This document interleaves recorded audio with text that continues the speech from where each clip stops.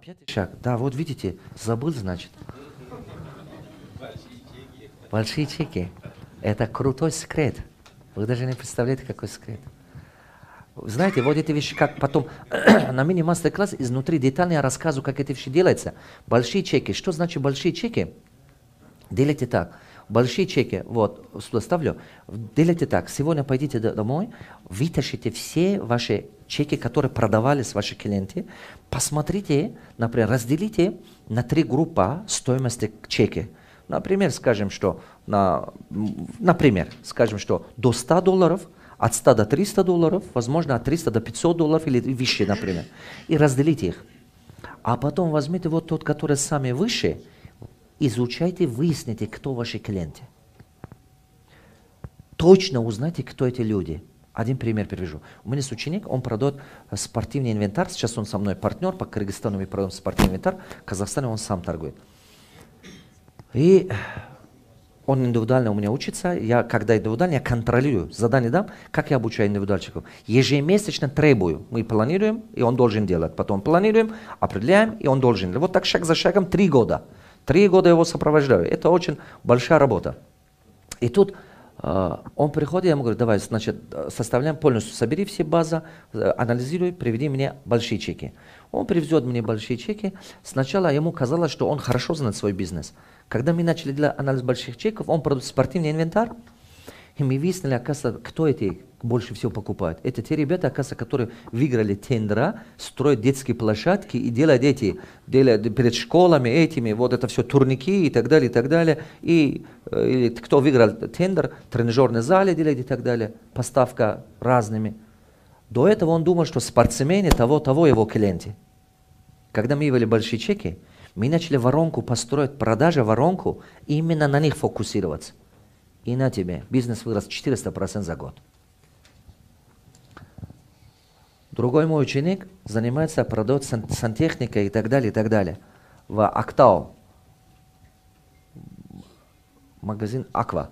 И мы продавали, вот, получилось так, что он этим бизнесом 16 лет занимался, до встречи со мной. Родители открыли бизнес, потом и так далее, он сам, один магазин, 44 сотрудника. И 44 сотрудника, он второй магазин сказал, открыли, как-то не очень идет, я его, говорит, закрыл. Как отец мне передал бизнес, я посмотрю, я его закрыл.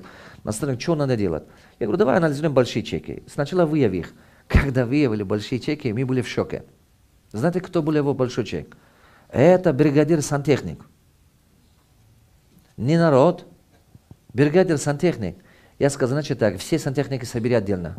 Собери их, и я ему составил список, 10 вопросов, которые ты должен им сдавать. Он собрал их, отдельно поработал с этими бригадирами. Каждый месяц я сказал, для них ты организуешь плов, ош, что угодно, бишперманг, но станешь хорошим другом с ними, фокусируешься, увеличивать количество их.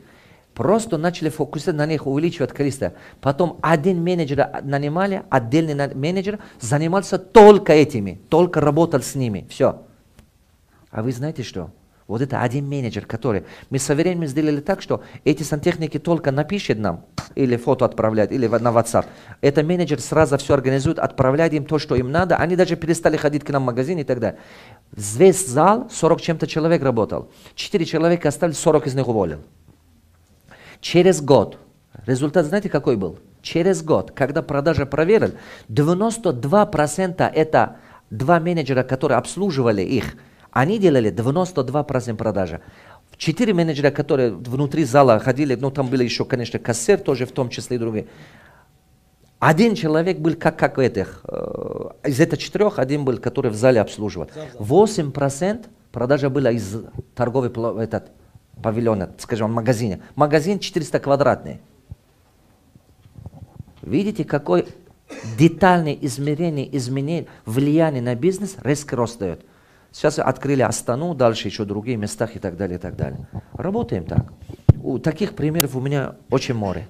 Очень море. Постарайтесь эти вещи использовать.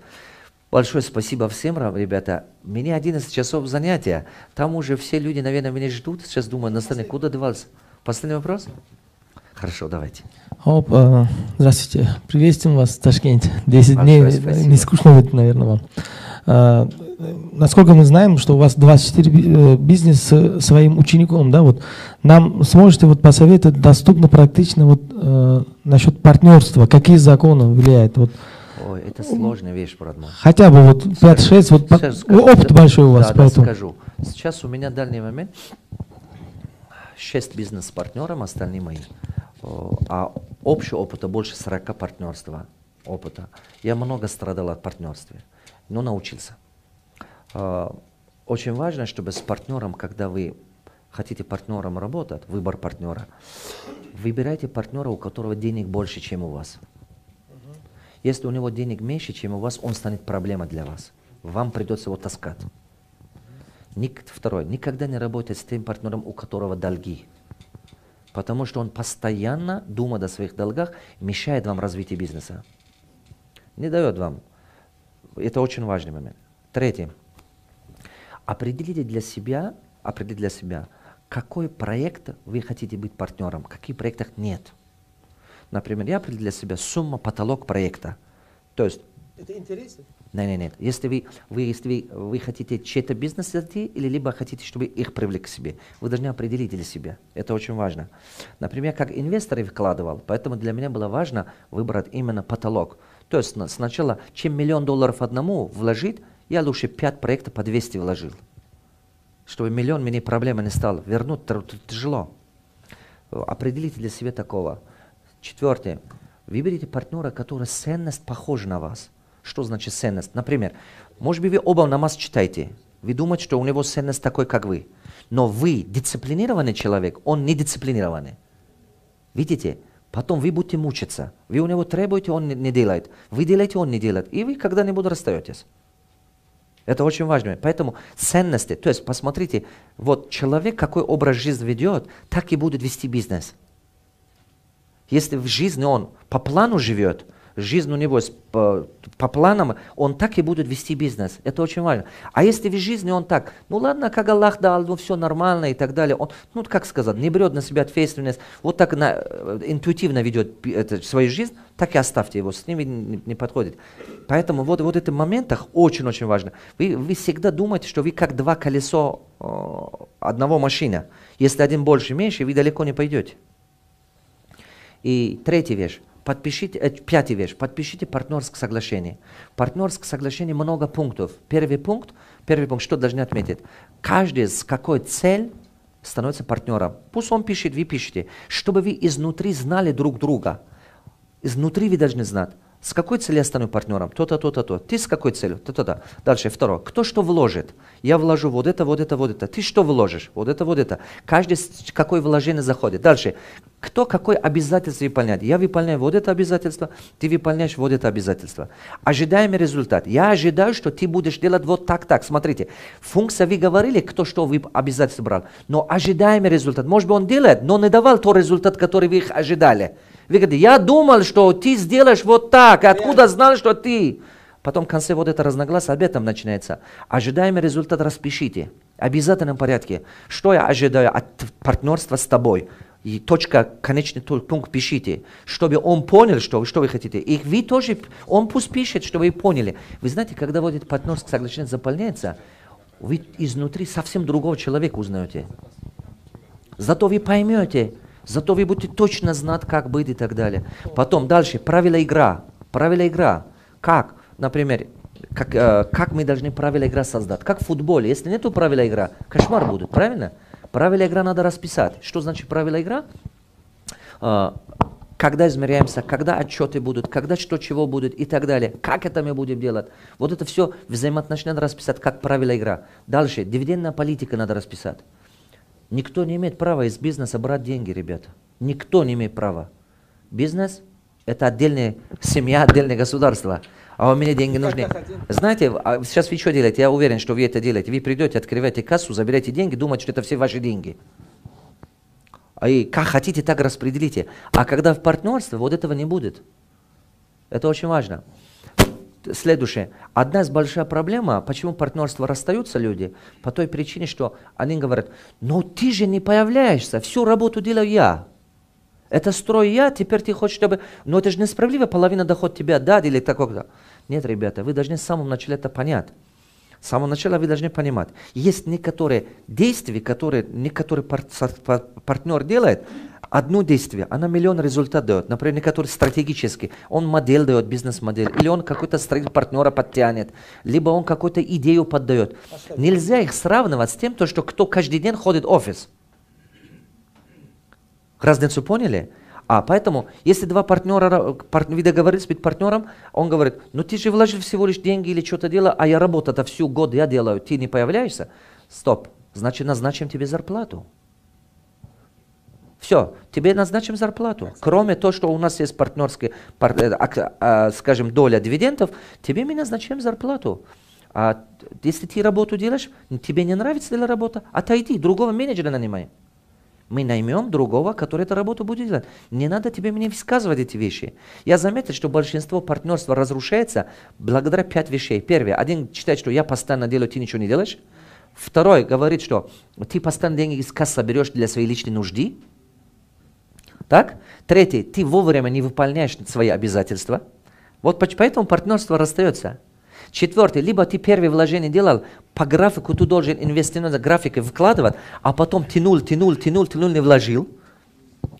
Или вложил слишком поздно. В самом начале договариваемся по графику, каждый месяц по 20 тысяч вложим в течение года. И 2 раза вкладывает, и видит, что чуть-чуть бизнес не очень идет, хитрить начинает. Говорит, ну ты вложи сначала, потом я вложу. А потом ты вложишь, твои деньги заморозятся, твоих денег нет. А если бизнес вдруг не идет, он говорит, ну ты видишь, ну так. Он считает, что он умнее тебя. Я таких называю идиотами.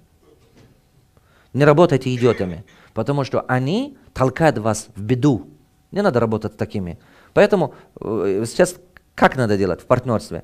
Вот 5 рублей надо вложить этот месяц, 2,5 я, 2,5 ты, если мы 50 на 50. Если 40 на 60, хорошо, я буду 60%. То есть кто сколько доля владеет. А теперь, доля бизнеса как должно разделиться? У кого идея или у кого что? Нет. Кто какой риск берет. Доля бизнеса делится всегда, кто какой риск готов брать. И дальше в этом партнерском соглашении. Если вдруг банкротимся, что будем делать? Из партнерского соглашения, 8-9 пункт, надо писать, как расстаемся. Туда надо писать. И только как мы расстаемся. Вдруг там, придется это.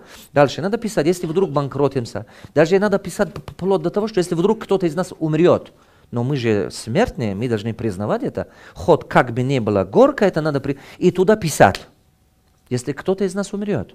Я знаю несколько случаев, которые один партнер умер, и это бизнес. Это стало причиной банкротства всего бизнеса. 3 партнера работали, строили завод по производству масла. Там у нас в Таджикистане. Один партнер умер.